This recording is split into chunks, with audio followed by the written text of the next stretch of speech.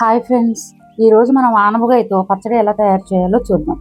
ముందుగా ఒక ఆనపకాయని శుభ్రంగా కడుక్కుని చిన్న చిన్న ముక్కలుగా కట్ చేసుకోవాలి. దానికి సరిపడా 10 నుంచి 15 పచ్చిమిర్చి కట్ చేసుకుని రెండూ కలిపి ఒక బాండీలో వేసుకోవాలి.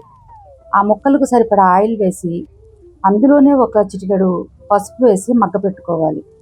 ఇవి మగ్గుతున్నప్పుడే గల్లుప్పు కూడా వేసుకుంటే మన రుచికి సరిపడా వేసుకోండి. మగ్గి చక్కగా ఉడుకుతాయి. ఇవి అలా ఉడుకుతున్నప్పుడే 2 పలుకులు చింతపండు కూడా వేసుకోండి. రెండు మెత్తగా ఉడికిన తర్వాత ఒక మిక్సీ జార్లో జీలకర్ర ఎల్లుల్లిపాయ వేసి మెత్తగా గ్రైండ్ చేసుకోవాలి.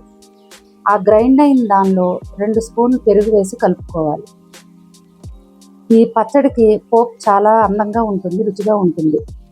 పోపు దినుసులు వేసి కరివేపాకు ఎండుమిర్చి కూడా వేసి చక్కగా రెడ్ కలర్ వచ్చే వరకు వేపుకోవాలి. ఇలా ఈ తాలింపులో ఈ మిక్స్ చేసుకున్న పచ్చడిని కలుపుకోవాలి. రెండు మొత్తం కలిపేలాగా చక్కగా కలుపుకోవాలి. అంతే ఫ్రెండ్స్, రుచికరమైన ఆనపకాయ పచ్చడి రెడీ.